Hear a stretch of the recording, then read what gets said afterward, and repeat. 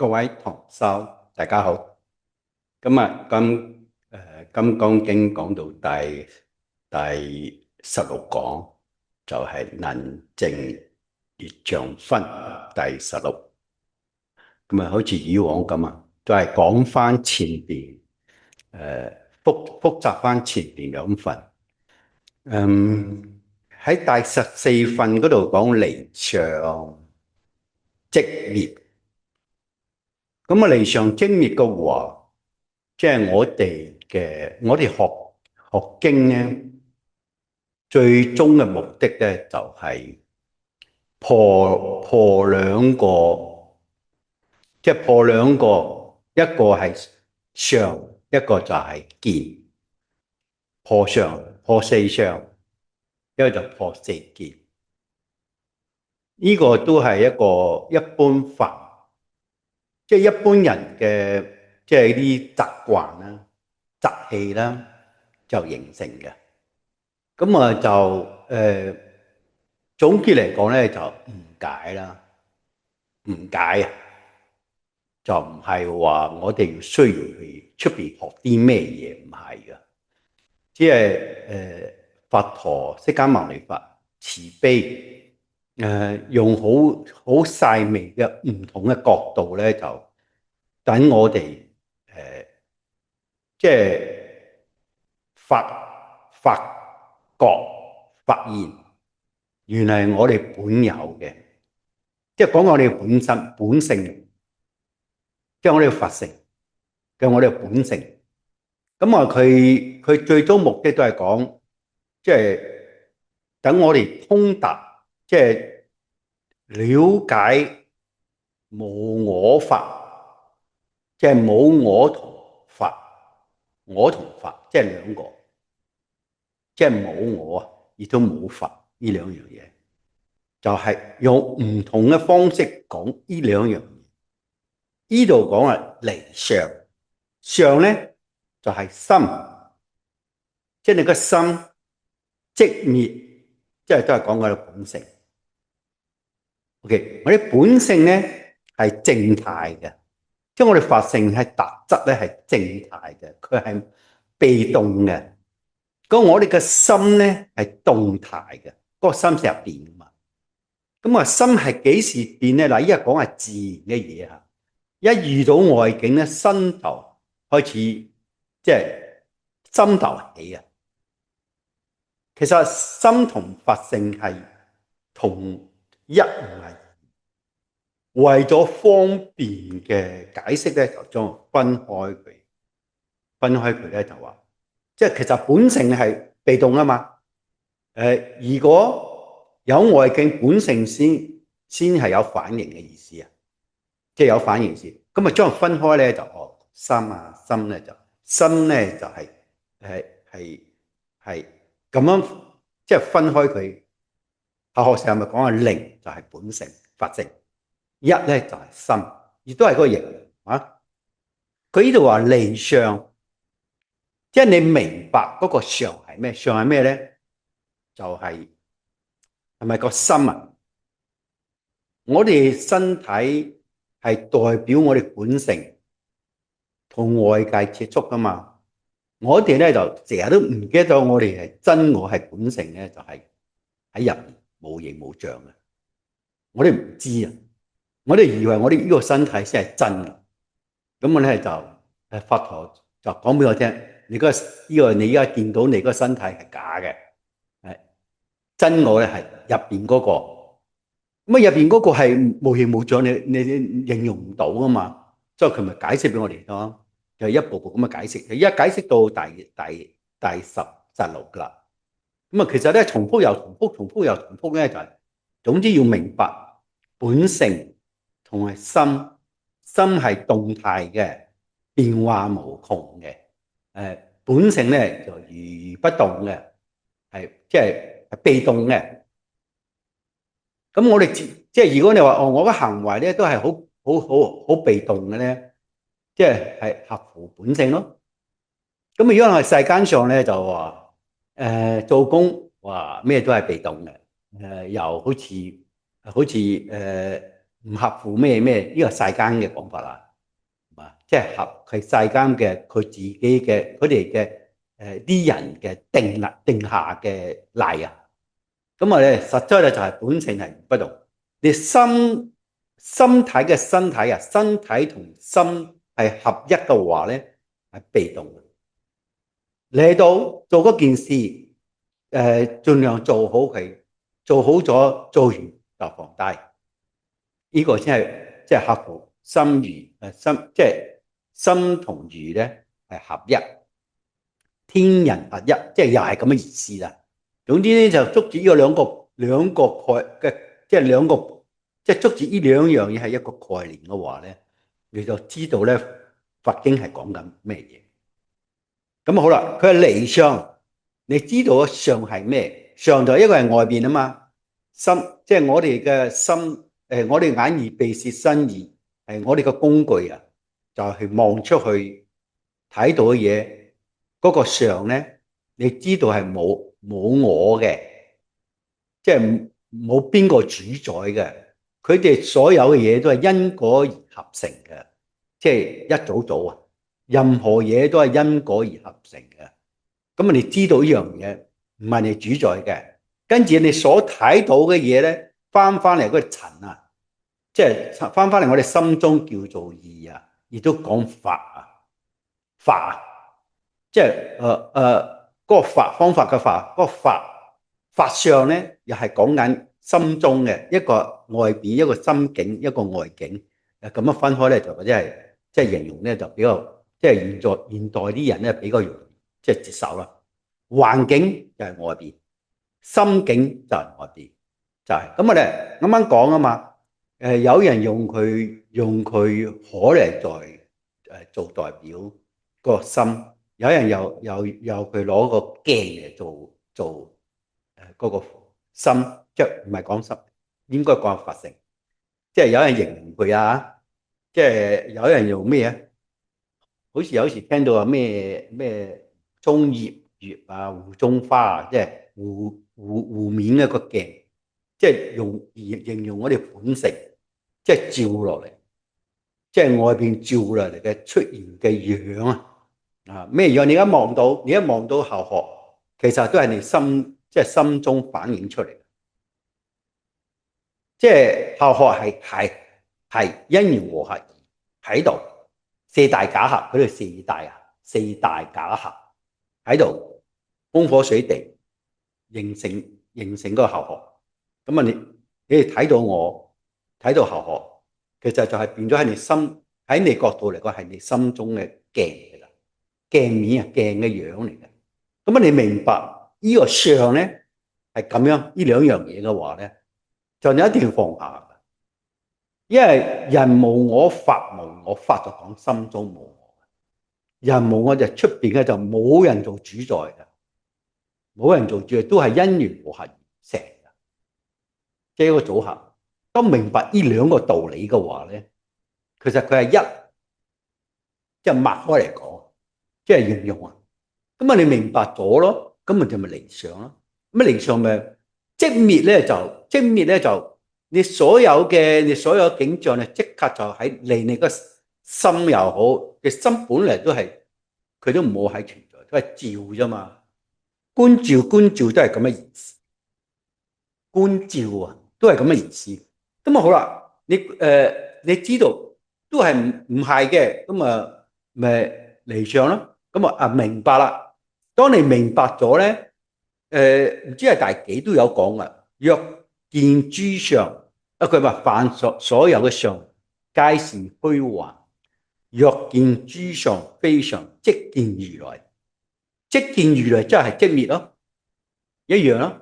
咁啊諸相同非相咧就啱啱好講啊。諸相在外邊，非相就係個心中嘅相都係非噶嘛。出邊嘅相同埋你心中嘅相，咁啊好啦。當明白呢個道理嘅話咧，你就直頭就係完全都知道係叫做嗰個咩啊？嗰啲叫做啱啱講啦，通達無我法。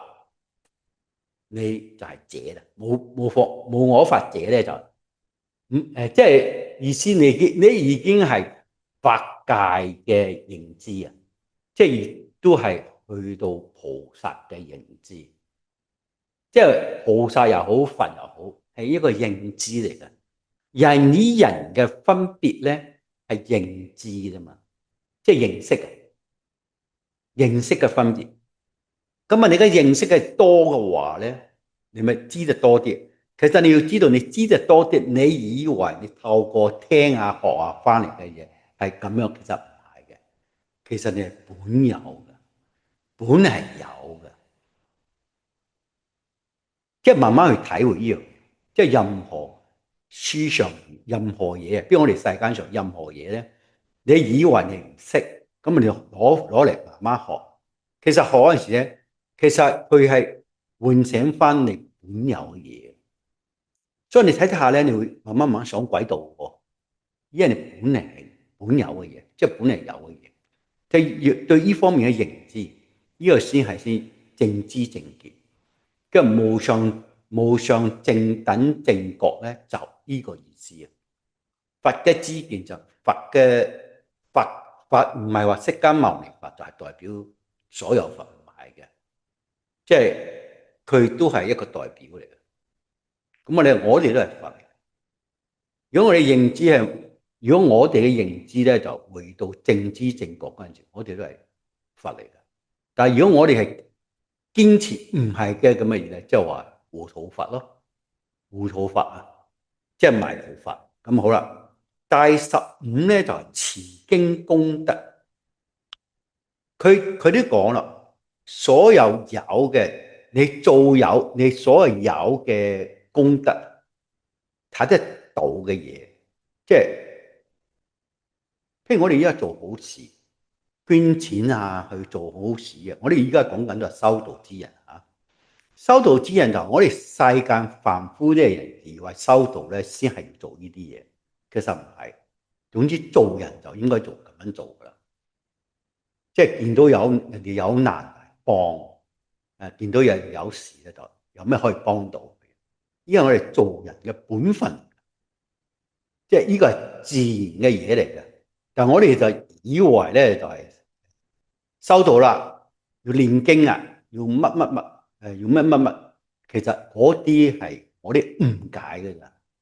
實質我哋都係做緊佛做嘅嘢嘅，只不過我哋係有時做多咗自己嘅嘢，自己嘢嘅意思扭曲理解咗，理解過嗰件事嘅嘢去做啊，然後嗰件嘢係我嘅，我就去做。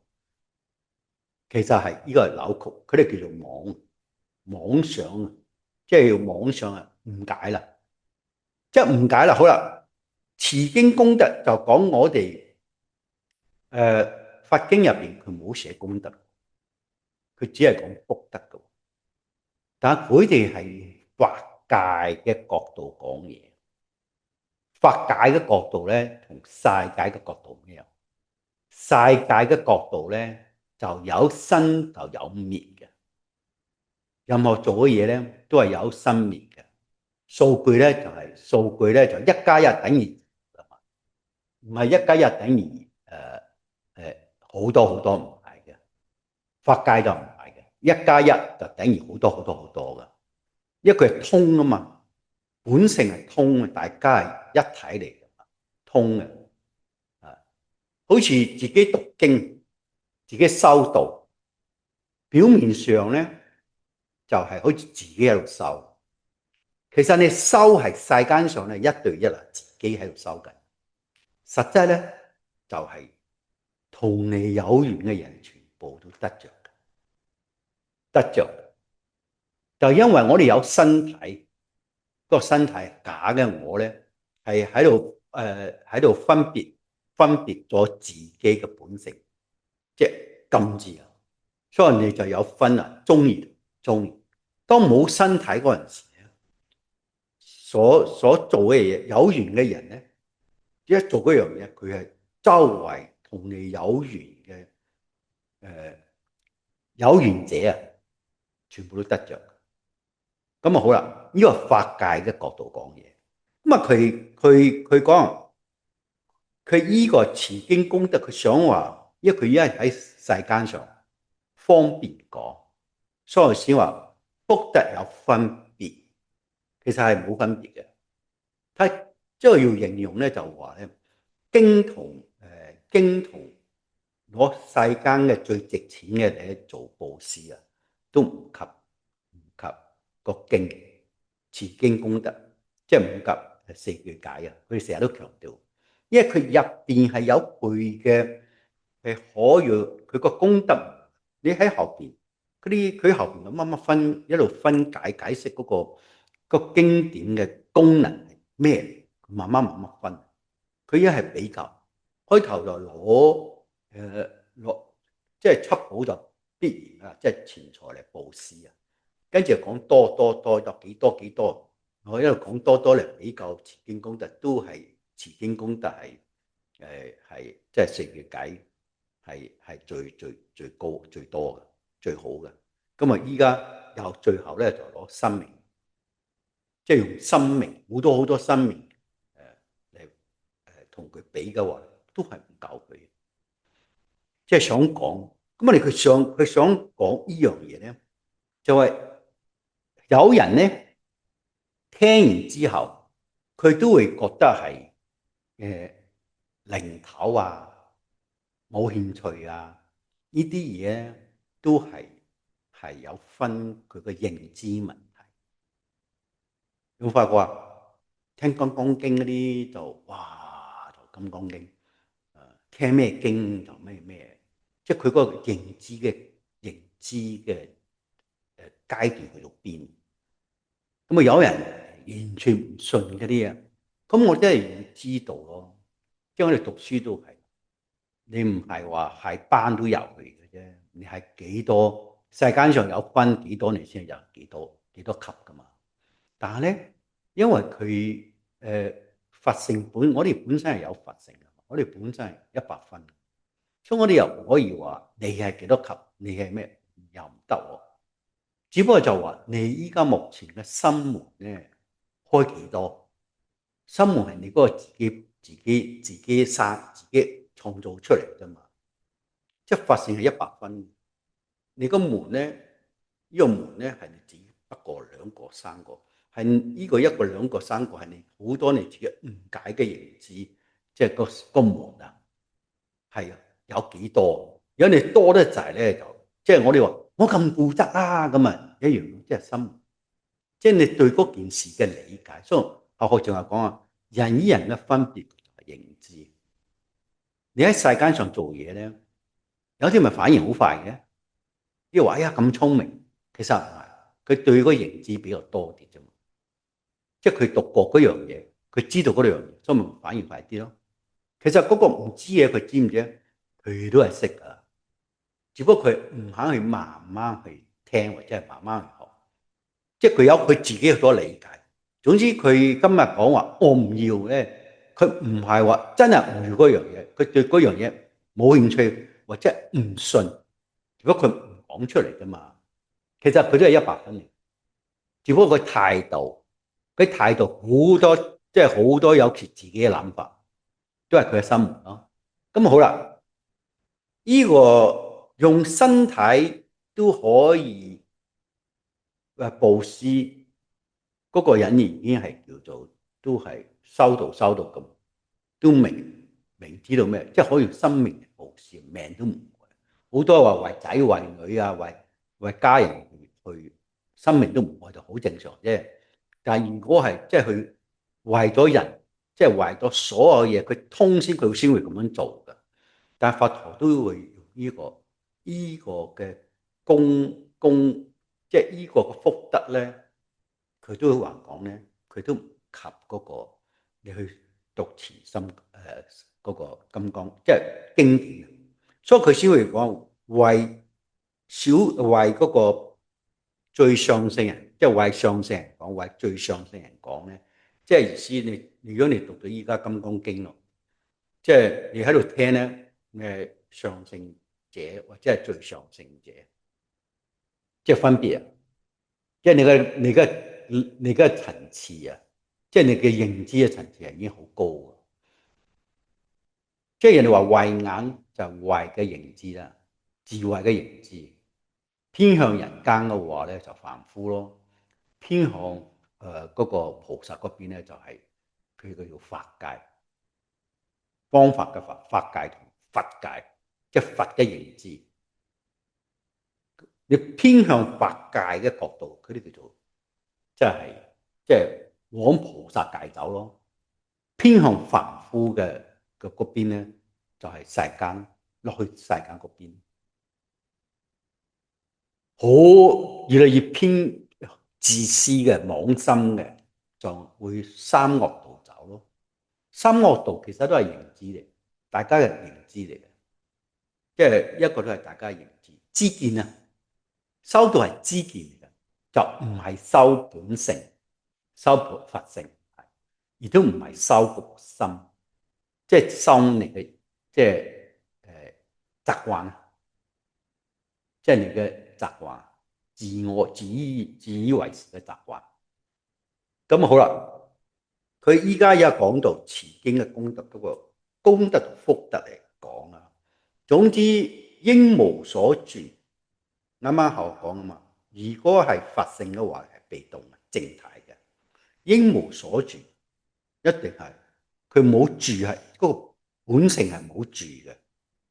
如如不動嘅靜態啦，應無所住而生其身，即係遇到境嚟，個心先喐，生其身啊！咁啊，呢個就係法性，即係法性啦。咁啊好啦，今日嘅就能證月像分咧，就係後學先讀一遍先。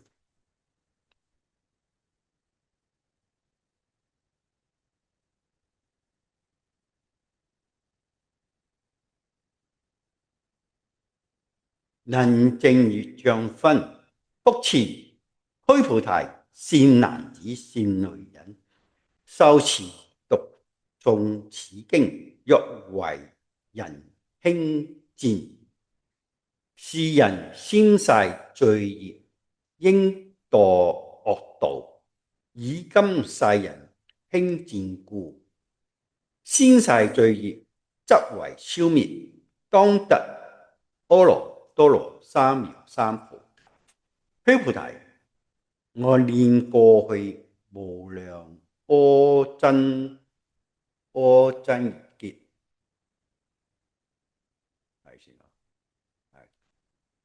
而燃燈佛前，得值840,000,000億那由他。諸佛悉皆供養承事，無空過者。若復有人而後末世能受持讀誦此經，所得功德，而我所供養諸佛功德，百分不及1,000,000,000,000分，乃至算數，譬如所不能及。須菩提，若善男子善女人，而後末世有受持讀誦此經，所得功德，我若具說者，或有人聞身則狂亂，故而不信。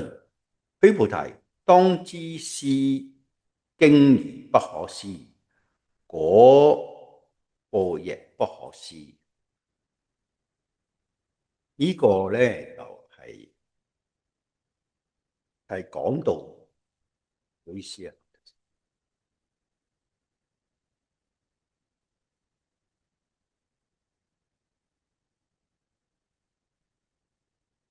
咁啊，佢哋啲已經係前邊啱啱就講到佢一能證月像咧，就係意思話，如果我哋讀經，當然係般若經啦。般若經係直接噶嘛，即係可以能證，即係可以，即係嗰個叫做咩？除超業啦，咁樣形容啊。人哋話消災啊，有咩乜乜咧，就呢啲啦。咁啊，如果係我哋而家係用，我哋係用法界嘅角度，即係由心法嘅角度嚟學嘢。我哋而家最主要係由依家開始咧，就多啲。其實我哋本嚟都係法界嘅，咁我哋慣咗眼睇世界噶嘛，慣咗啊，咁啊慣咗就係即係用心做嘅嘢咧，就係法界。其實我哋係用心做緊㗎。如果我哋唔係用心做緊，人都個身體都冇咗啦。就因為有嗰個心，即係有法性喺度，法性咧顯出嚟㗎嘛。咁我哋意思，我哋係稍微用心，所以我哋慣要多啲用心去做嗰樣嘢，即係每一件都用心做嗰樣嘢，盡量都唔好用自己嘅妄想啊、自我意識，我要控制到出邊所有嘢，嗰樣嘢我可以攞得到，或者係我唔愛嗰樣嘢，即係盡量冇嗰樣，盡量都係隨嗰個緣。俾你嘅攞咯，係嘛？俾你就攞，你多咧，你自己有嘅多嘅，我有多，咁咪講俾對方聽，就係咁啫嘛。即係所有嘅財個就唔好去做啲自己掌握啲嘢，即係好多時咧，有啲人就誤解咗學法咧就係消極，樣樣都係空啊，有咩即係其實係大家都誤解，唔好話冇學嘅人誤解啊，學嘅人都會有誤解，樣樣都係空啊空啊咁啊，乜都嘛，咁啊佢係本嚟空嘅又有喎，佢唔係全部空晒嘅喎，所以咩變咗之後咧，先會產生好多不必要嘅嘢啊！咁我哋自己又解外邊嘅嘢嚟到我哋解，我哋又自己又解，所以先變咗我哋有我哋嘅習慣做嘢啊！即係我哋嘅生活飲食習慣又好，我哋嘅飲食習慣係即係細細個咧就父母餵咩食就食咩嘢，整之下咧就父母整嘅嘢，你覺得邊樣好食咧，你就食嗰樣嘢，就唔食自己唔中意食嘅嘢，慢慢咁樣過嘅，呢啲都係一個業嚟，一種習慣。所以佢呢度咧就係想講啊，能證越象咧，首先咧你講話業先，嗰個業咧就係習慣。咁啊業嘅習慣咧就話，咁啊業依家咧就係應該點樣講？我哋嘅人嘅人生命嘅生，成個人生咧，我哋只以為咧就係呢個人生，譬如話1歲開始到哎呀好長命80、90就為一個人生。其實咧真真正正呢個人生咧就呢個先係一半。再即係我哋嘅用呢個身體啊去運作咧，係先係一半。死後就係我哋本性出翻嚟啊嘛，即係呢個先為一個人生，一個靜態，一個動態。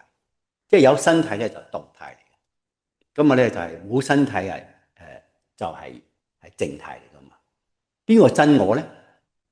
咁啊即係話人間話死後。咁啊死後咧就其實嗰個真係真我，咁啊假我咧就係我哋依家喺依家人即係有血有肉嘅，其實係假我嘅，即係我哋要知道呢樣嘢。咁好啦，咁啊你要知道死後佢去邊度咧？就係你個身體再生嘅時做咗咩嘢，嗰個習慣啊，你做咗咩習慣，佢咪去邊度咯？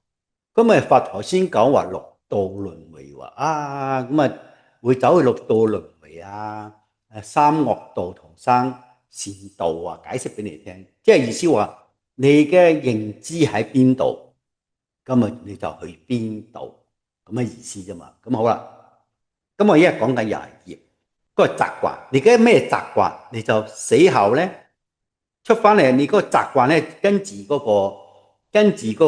即係身體冇咗，但係個意識啊，意識仲喺度，意識喺度，就跟住再嚟咗嗰個假我嗰陣時咧，咁咪睇下當時去邊啦，係嘛？有時未必係做人噶，畜生都未定噶，咁咪唔知噶嘛。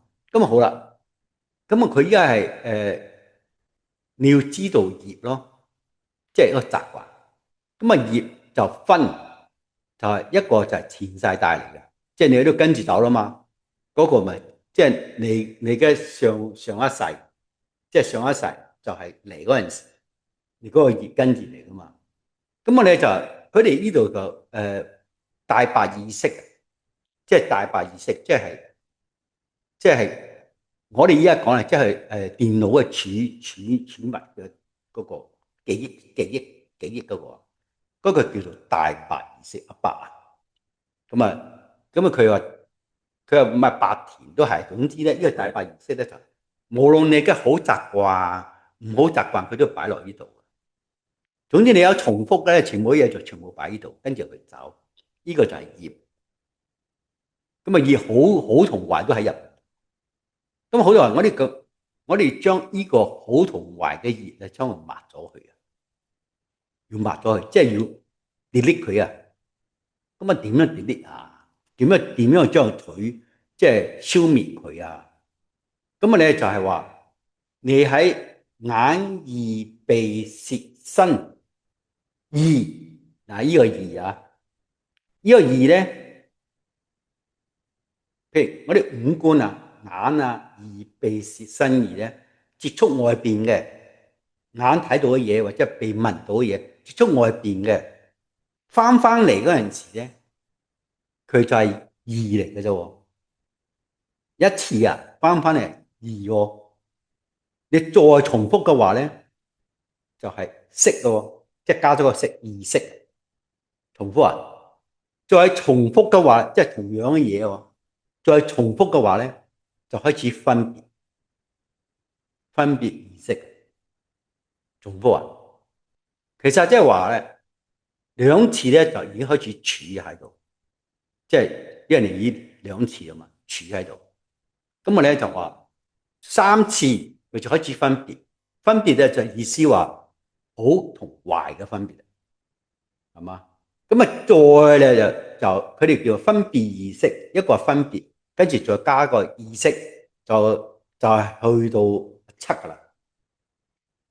佢6噶嘛，二係6啊嘛，7咧就係開始揼人，砰！你話佢係好就揼個人，跟住揼落阿白嗰度，即係儲存嗰度。咁我哋喺邊度落手咧？喺阿6，即係2嗰度落手。重複2次 OK， 重複3次咧，係住因為分別啊嘛，即係要自己唔好有分別。都係等於呢件事呢樣嘢，只係話信息或者係觀察。我睇到呢樣嘢，我即係信息，即係收到個信息，俾咗阿6嗰度就得㗎。你唔好話一收到就開始話好或者壞，即係唔好有分別啊！即係2次3次就抌嘅意思咧，就可以講話忘記又得，放低又得。即係唔好太過執着啊！即係執着嗰樣嘢，睇又好，聽又好，聞又好，舌咧就係食嘢噶，即係咁個味道啊！身體嘅觸覺，即係喺呢方面咧就係總之重複又重複，重複又重複咧就係執着啦。無論好壞都係執着，嗰個係業嚟喎。咁我哋前世嘅業咧，業有前世噶嘛，一路帶嚟噶嘛。同埋咧今世噶嘛，咁你今世嘅習慣同前世嘅習慣，你今世習慣梗係前世嘅習慣帶動你噶嘛，因為你喺阿伯嗰度攞啊嘛，阿伯都攞啊嘛，因為你有呢種習慣，跟住咧阿伯嗰度一攞咧就一喺埋一齊就成熟咯，咁咪又繼續咯。咁我哋咧就係依家知道。大白係儲存好壞嘅習慣都喺嗰度。阿6咧，阿6嗰度啦，嗰個意識嗰度，第一次接觸係意，第二接觸就加咗識意識啊，第三接觸就開始有分別，第4咧就分別意識喺呢個阿6嗰度啊。其實佢不停係儲存緊啊，即係意思話儲存有2個地方。一個係過度嘅儲存，一個就永遠嘅儲存。依家喺邊落手？唔係依邊落手，唔係阿伯嗰度落手，係阿六嗰度落手。一六嗰度切咧，佢唔會再抌落嗰度咧，嗰度抌咧，阿七會攞翻轉頭噶，攞翻轉頭咧，成日攞咧，就變咗咧就重複嗰隻越嚟越強。咁好啦，如果你想認證下咧，你試下譬如靜嘅地方眯埋眼，乜都唔諗，乜都唔諗，即係乜都唔諗嗰陣時咧，佢就乜都諗出嚟。你會發覺到咧，你開頭就好多嘅，你越唔諗咧，佢就越多嘢出嚟。我一講個心啊，我哋本身係靜態噶嘛，我想靜，但係佢乜都唔諗，嗰啲係心啊，我哋叫妄心，名稱啊，即係過去嘅妄心啊，好似啲我哋以前嘅電影咧，咪有菲林嘅，一節節，哇就係咁飆出嚟。過去嘅咩都飆出嚟，有啲咧自己都唔自己，即係如果你境界越高嗰陣時，你喺度即係我講打坐嘅層次啊，越高嗰陣時咧，現在一冇咗啦，跟住慢慢咧都係越遠過去嘅，自己都從來都即係冇記憶嘅嗰啲過去啊，有啲係有記憶，真係現在噶啦，即係幾廿年前嗰啲咪白意識咯，大白嗰個出嚟。大白個出嚟，咁啊大白出嚟就，當我哋知道呢個業嗰陣時咧，我哋喺六嗰度落手，六嗰度落手咧就係，佢哋呢度講咧點樣去將佢即係冇咗咧？呢度咧細就開始講啦。復次虛菩提，復次虛菩提，即係復次，即係如果佢哋一路講到從上一次嘅主題到呢個主題咧，佢雖然有繼續，但咧佢哋嘅內容開始即係有新嘅內容出現，就復次。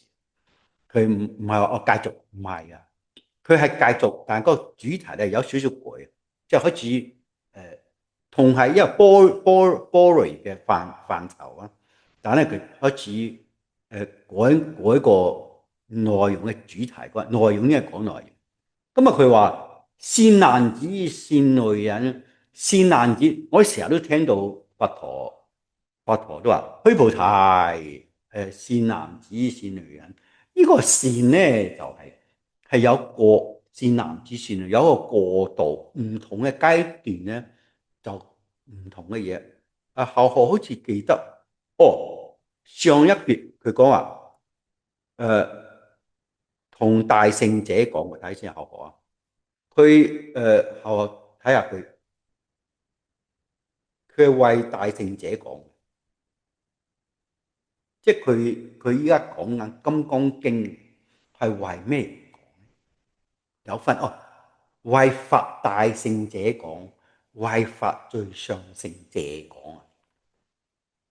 為邊佢有分，佢有分停嘅人，你中意聽喺度咧？如果你中意聽坐喺度聽講咁經，你係上乘者，而都係或者係最上乘者。即係上乘者，你已經開始了解智慧啦。你嘅智慧咧偏向大眾嘅，即係為人嘅智慧嗰陣時，即係話我哋叫做你已經進入法界嘅角度，即係心好多時嘅大部分用心去體諒對方嘅法界啊，即係往法界往嗰個法界，往菩薩界，往佛，即係佛嘅，即係你自己調整啊。後學因為廣東話又唔係就係國語啊嘛，即係往呢邊走嘅話咧，即係呢啲係上乘者，最上乘者，最上乘者就梗係佛啦，即係方向走嘅，係為呢種人講。咁為呢種人講嘅話咧，如果你偏向世界人間嗰啲咧，嗰個就係凡夫嘅角度噶咯，又跌翻落嚟。咁啊，如果你坐喺度咁講嘅，一定係嗰邊噶嘛。咁好啦，呢個善男子善女人咧，即係意思話咧，你已經係佢個佛啊嘛，即係你而家想係入道入咗，你呢個善咧就唔係初嘅善咧就話我依家開始學佛啦，我依家咧就好多嘢唔好做啦，或者咩，即係自己都自我守戒啊，即係呢啲唔做得，嗰啲唔做得，你就開始咧嗰啲係嗰個又係善男子善女。到你入到學到咁上下嗰時，你嗰種善咧就開始咧就即係已經即係過去嘅，即係喺人間啲唔好習慣咧，已經開始改啊啲，即係有啲人以前中意食煙啊或者咩，好似我以前都係食煙㗎，慢慢你以前食嘢啊，哇無肉不歡啊，慢慢肉都唔食，即係會自動嘅，因為你明嗰陣時，你自動就會放棄嘅。咁慢慢咧就，即係你已經開始即係發呢個心嗰陣時，你嗰個善男子善女嘅唔一樣。但依家咧就開始講流通篇嘅，流通篇嘅話咧，佛陀教我哋嘅，我哋改，一路教我哋改，即係放棄自己嘅過去嘅諗法，即係轉啫嘛，一路改，呢個線啊真係通篇。點解咧？因為今次呢個篇咧講幾個都係受持讀誦此經為受人受持讀誦，佢後有時前面咪為演說啊，好多時呢個經前呢一份啊，全部都係即係大致上都係講緊呢個受持讀誦嘅嘢，即係開始細微啲啊。有陣時就話比較福德同功德嘅比較，功德就呢個受持讀誦，即係講經，佢一就係講經呢一 part。咁講經呢一 part 咧就係、即係意思呢個善男子善女人咧，即係開始可以講話承擔。經典係咁啊，序分即係經咧，一定係有序分，邊個起因開始講呢個經，跟住係講正宗分，即係主要嘅咩，跟住流通分。流通就將呢個嘅精神，呢個嘅意思傳出去。你過程之中咧，你得益嘅受持啊嘛，得益啊，同埋咧就自己有好大嘅改變啊，即係自己好大嘅感受啊，即係將佢流通啊，即係你覺得好好流通，流通邊度？最親嗰個先啦，係嘛？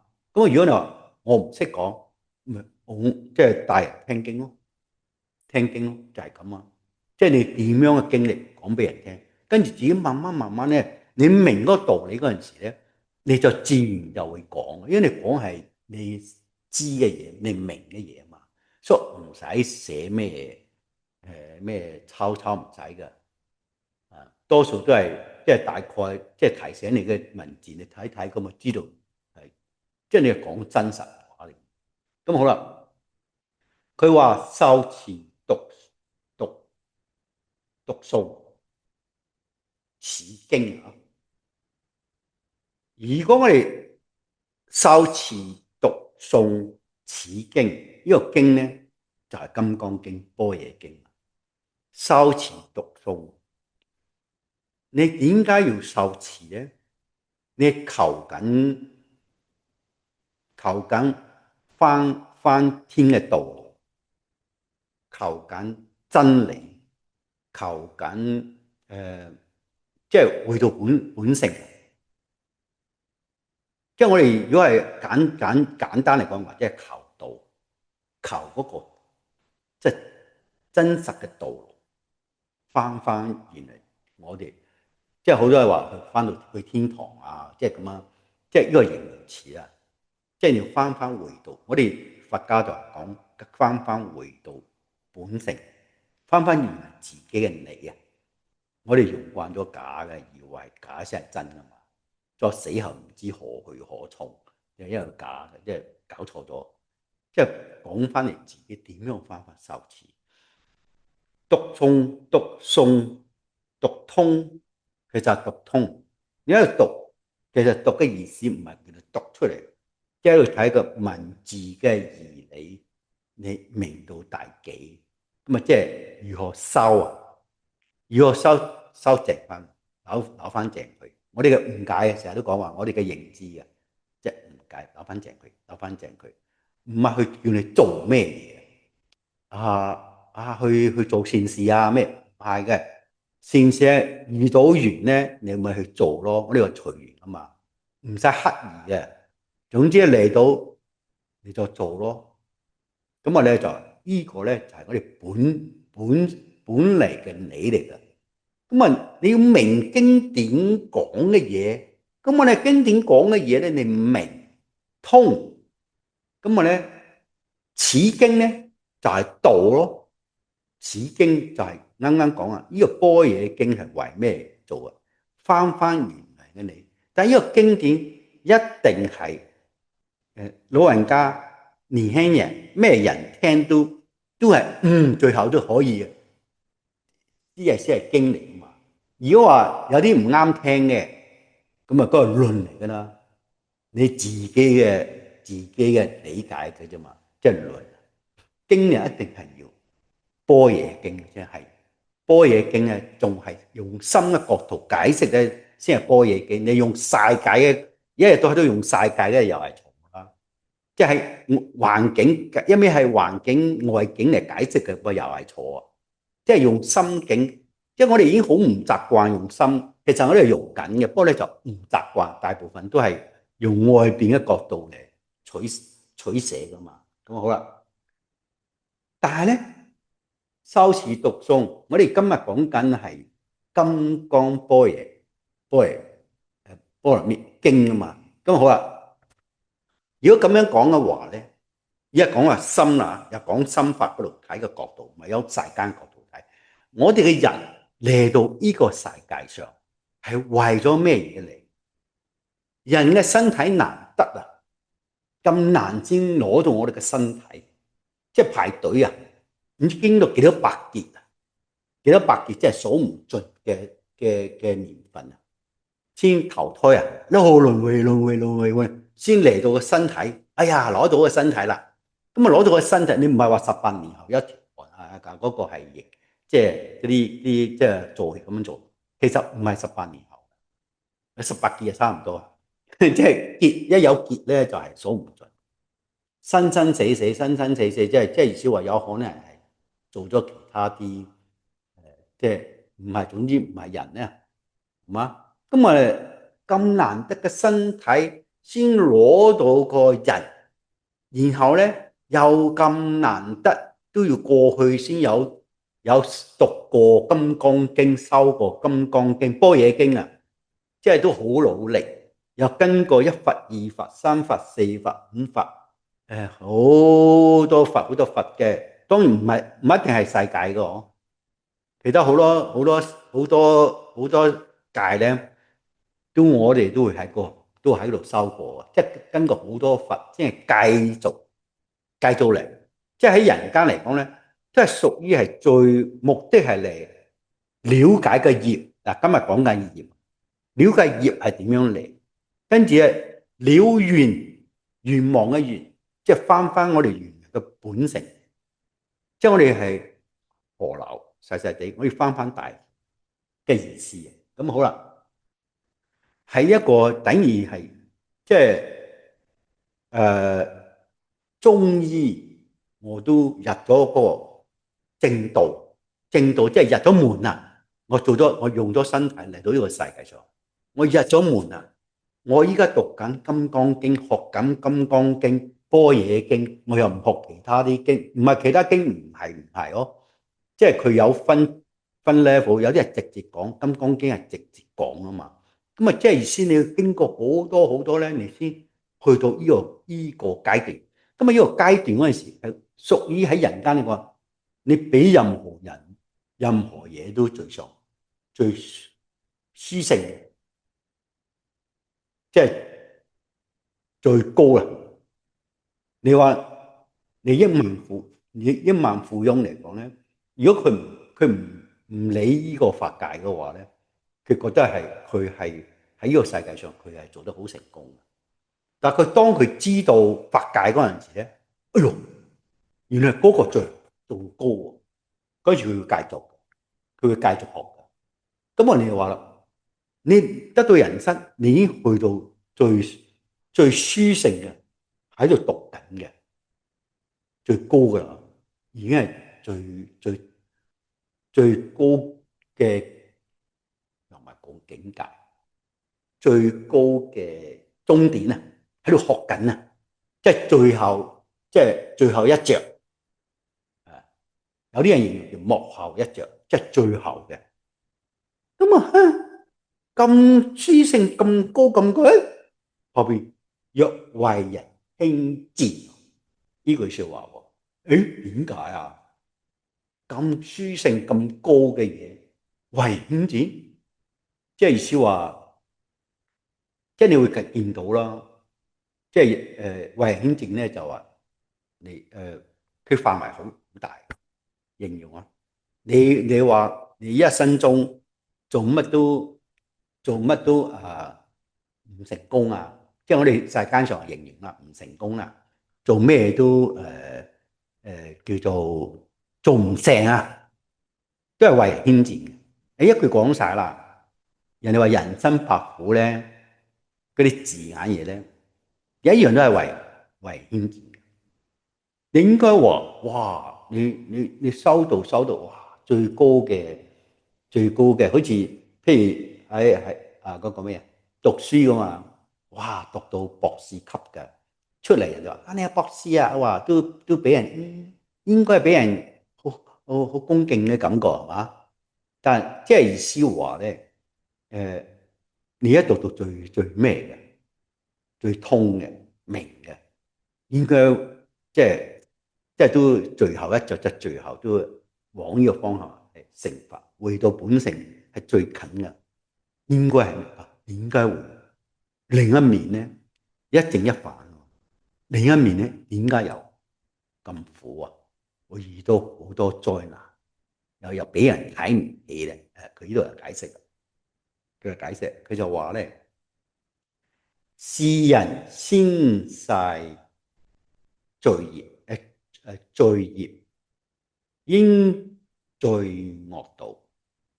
是人先世咧，就係話前世啊，呢個人啊，前世咧係做咗，佢業係有善嘅，有惡噶嘛，即係唔好嘅習慣。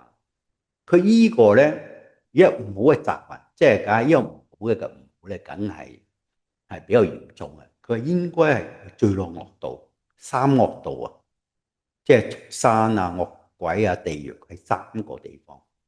應該啊，咁啊咧，佢話以今即係依家世人輕賤故，先世罪惡則為消滅，當得阿羅三藐三菩提，即係菩提心，即係佢得到三菩提心。如果你白話嚟講咧，就話。佢應該係落去，即係佢做咗好多惡業，即係唔會啊，應該係落咗三惡道嘅。但係咧，以今咧，即係俾人睇唔起啊，即係睇唔起又好，做人唔成功，都係世間上做啲嘢好多苦難啊，即係意思話佢嘅前邊嘅罪惡咧已經冇咗啊，即係滅咗啊。明明一拍，佢做咗呢啲咁多壞事，佢應該係落咗三惡道。佢而家做人，佢做人咧，佢最多係變咗即係俾人即係人生百苦嘅經歷啫嘛，最多係咁。佢真係講，點解咧？就因為佢已經嗰啲罪惡，即係佢啲罪惡已經滅咗啊！佢已經得到阿羅三藐三菩提心。即係意思啊，得菩提心咧，即係我哋白話叫佢個得啊，阿羅三藐三菩提，阿羅三藐三菩提咧，白話咧就無上正等正覺，即係正知見啊！即係佢已經知道咗正知見嘅意思。佢透過咧咁多世都有惡嘅習慣噶嘛，咁多世嘛累積噶嘛。當然有啲係佢應該係要落去嗰個山岳度嘅，但係咧有可能佢一路讀經咧，佢就一路減輕啦。我哋唔可以講抵消喎，即係減輕佢個壞習慣重複啊。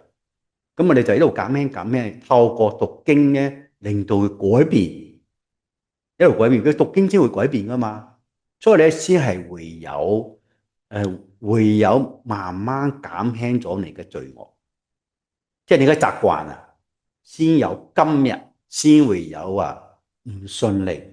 咁你唔順利係啊，你係改咗好多啊，但係點解你唔順咧？咁你諗下啦，我哋先講翻，又翻去業嗰度啦。業本身咧就係因為你冇知，即係你個認知嘛，唔知嗰樣嘢，即係佢哋叫無明，即係法家叫無明。你亦都可以講誘惑嘅惑，佢哋叫惑障，即係專有名詞叫惑障，惑障我一障，因為你唔明嗰樣嘢，所以先會有業障。即係呢個業咧就會障礙你進步，障礙一障去進步前進。因為你無知，所以你先會有業障；因為你業障，先會有報障，即係結果啊！即係一定係咁樣嘅。如果你有知嘅話咧，你知得越多嘅話，你嘅業咧就梗係唔會出現啦嘅意思啊！咁你讀到佛經咧，尤其是《金剛經》，直接講到本性啊！即係好似電腦程式啊，佢話零開始噶，你零一二一路你即係明白嗰個零咧，你就知道後邊嗰啲係多餘噶嘛，即係佢多餘嘅。咁啊呢種情況咧，你知道我知得越多，經典我知得越多，我嘅業咧就越嚟越少咯。越嚟越少咧，即係佢越少嘅意思，佢唔會喺大白意識嗰度攞啊。咁啊佢就唔會有報障咯。因為報障即係唔會有結果啦，咁佢呢度咪佢最多就去到俾人輕賤啫嘛嘅意思。咁好啦，佢就因為佢要慢慢得到阿羅三藐三菩提心，嗰個三菩提心咧係回到即係又係講到本性無上正等正覺呢樣嘢，你已經知道咗。所以你先慢慢咧就唔會重複過去嘅誤解嘅嘢。咁啊好，下一句咧就係須菩提，我念過去無量阿僧祇劫，而燃燈佛前得值840,000,000億，那有他諸佛悉皆供養承事，無空過去。若復有人以後末世能受持讀誦此經所得功德，有多個又聽到持經讀誦受持讀誦持經。佢呢度講，如果你白話咧就話都係過去無數劫啊，即係唔知，即係數唔盡嘅過去啊。後就係講唔係18年後有一條好漢，唔係㗎，真係要經過好多，每個人都經過好多劫咧變為人㗎，即係變為人㗎，即係變為人嗰陣時咧，佢嗰陣時講話燃燈佛咧，佢以前都係佢釋迦牟尼佛都曾經有世都係跟過燃燈佛。咁啊，佢講話啦，4000萬億，話同埋咧就佢跟過好多佛一齊，即係跟佢學嘢啊，跟佢辦事噶，即係可以講話做到100分啊！即係照足老師教嘅，佢嘅意思啊，佢照足老師做嘅嘢咧，即係佢話咧，如果有人抹晒咧，有人一樣咯，即係抹晒，即係有人抹晒咧就係後500咯。後500即係2500年後咯，2500年即係好似依家咁咯，即係我哋依家末世啊，即係末世時代啊，即係更少人讀《金剛經》啦。咁啊，如果有人而家讀《金剛經》嘅話咧，佢依個嘅功德啊，佢嘅比例佢呢個後邊講，以我所供養諸佛功德，即係佢學咁多佛，同埋跟咗咁多佛，佛點樣教你點樣去做？佢而家講緊釋迦牟尼佛咯，即係佢呢種功德啊，都唔及，即係唔計佢1%或者係千萬億分之一嘅譬如都唔及依家我哋讀誦受持讀誦此經，哇！佢已經再強調喎，即係佢已經係即係讀咗咁多劫咁多世啊！因為點解講咧？即係佢因為話即係兩個角度嚟講，佢有可能咧就依家啲人咧，即係讀金剛經啊，虛有嘅，稀有啊，即係好少，少到不得了嘅，唔知即係佢講千萬分之一，即係好少好少啊！即係非常難到不難啊！即係好難得噶啦，所以你要為我哋大家咧，為自己咧，即係鼓掌啊！真係，佢都要講得咁清楚，佢咁樣都唔及我哋依家有人受持讀誦《金剛經》，就佢呢個咁嘅譬喻，即係用數字都計唔到嘅。咁好啦。佢話虛菩提，若善男子、善女人，而後末世有受持讀誦此經所得嘅功德，即係啱啱後學講咗啊！即係依家如果有人啊，如果佢話下一句啊，我若據說者，或有人聞，即係有人聽啊，身則狂亂。故以不信，呢個咧係指咩人？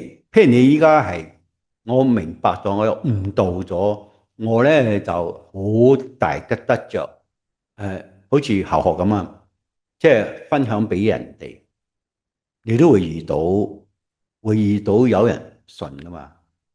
如果你一對一，有時都會有人即係會見到咩頂翻嚟添，都會有嘅。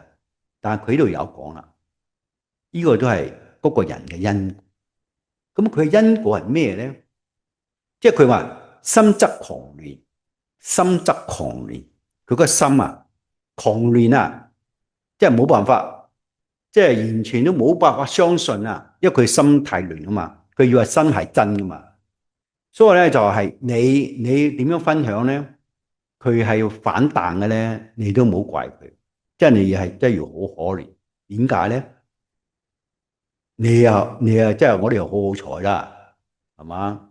即係釋迦牟尼佛，即係經過咁多世跟咗咁多佛供養咁多佛佢嘅即係嗰種功德啊，都唔及我哋依家受持讀誦金剛經，因為佢已經明咗啦嘛。佢已經明咗啦嘛，我哋未明啊嘛。當我哋未明嘅人喺度讀都話，哇，真係呢個功德係無量啊！佢呢度有講啦，虛菩提，當知是經義不可思議，果報亦不可思議。即係話咧，虛菩提，你要知道呢個經啊，呢個金剛經嘅義，佢嘅功德係不可思議嘅意思啊。咁啊，佢果報不可思議，亦不可思議咧，就係你可以用福德不可思議都得，即係果報啊，即係結果啊，係不可思議。咁啊，你都可以話咧，如果一個人如果佢唔讀經咧，佢個果報都係不可思議，即係結果啊，亦不可思議又得。即係你睇係咩啦？如果你依家依個經嘅全個讀落去咧，佢講呢個經嘅書性，即係點樣好法？咁啊咧，佢又講嗰個因果，做咩因見咩果？佢講輕賤嗰 part 啊嘛，即係兩邊啊嘛。一個咧，你明白嘅義理，你明白嘅嗰個般若經，一路受持讀誦，即係一路求嗰個道，嗰個理啊，一路不停嘅經持修，不如改，往最終到達為止嗰陣時，呢種書性，即係不可思議，係嘛？咁啊，輕賤嗰度咧，佢又講啦，即係如果一個人佢唔信經嘅，佢一路繼續用佢個業，即係唔好嘅業，一路落去嘅話咧，即係生惡道咯。嗰個不可，即係佢嗰個生惡道不可思議咧，嗰部亦不可思議咧，有可能咧，即係你諗下，不停嘅輪迴，不停輪迴，哇！做即係唔知何時何日，係嘛？數唔盡嘅，唔知幾多劫。咁我哋諗啊，係兩樣嘢，但係有讀經嘅話，最多都係喺人間上唔係好順利咁樣啫嘛。咁啊，如果唔順利就恭喜你添喎。如果你話哦發到即係發達發到咧有錢都不得了啊！嗰陣時你邊度得閒讀經啊？唔得閒讀經嘅啫，成日掛住享受係嘛？呢個必然噶啦。咁我呢啲係正常嘅，即係正常嘅嘢啫嘛。即係享受都嚟唔切啊！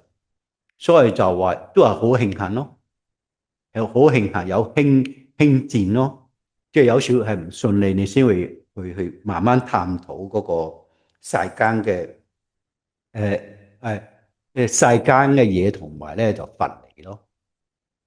要經歷咗，所以做人最大嘅殊勝咧，最大嘅好咧，就因為咧佢有順利，有唔順利，有坎坷噶嘛，咁你先會唔醒噶嘛，唔醒你先會醒嘅。咁我哋就今日嘅經咧，就係話隨即係業咧係點樣嚟，業係點樣嚟，係前世累積。今世再重複，咁啊咧就點樣去將佢消咧？就係修持讀誦，不停嘅重複對經義理嗰度俾啲心機。讀完之後，我哋唔係睇劇集，哦32劇集聽完之後，睇完之後，哦睇過咯，唔係㗎。經典係透過有一日咧，有一日你讀一去到32，一去到即係昭明提子分咗1、2、3、4噶嘛，一去到32，一去到32就一路重複，跟住咧你可以咧有一日就係可以連貫咁啊咧，可以解釋明理啊，即係明白嗰個道理啊，而家可以解釋嘅話咧，差唔多啦。嗰陣時，唔愛呢個身體都 OK 啦，因為你會可以翻自己嘅家鄉噶啦嘛。咁啊，如果話唔想翻嘅，咪繼續喺網上邊。依家網上邊嗰啲叫依家係天眼啊嘛，即係可以傳播。咁啊，用你嘅有生之年，即係身體咧未到期嗰陣時，快脆咧就即係不停嘅即係講啊，分享出去，咧就係呢個咧就係會幫到即係未發現啲人，即係有啲好可憐噶嘛，佢都係佛嚟噶嘛，就係有時就係扭曲咗、歪咗。但係如果你話我講，人哋唔會聽你講嘅，你一定拿住個釋迦牟尼佛講嘅經嚟解釋人哋先聽噶嘛。你拿住個經咧，你就人哋唔會聽你講，因為人嘅本性就係有分別心，所以咧就係、要不停嘅聽，不停嘅聽到自己都完全明白。有時啲教學咁啊，有時睇到善男子善女啊，即係唔同階段咧，對佢嘅唔同嘅理解，唔同嘅理解係自己就越嚟越發現啫嘛。咁啊好啦，咁啊就分享報告到呢度，咁啊多謝大家。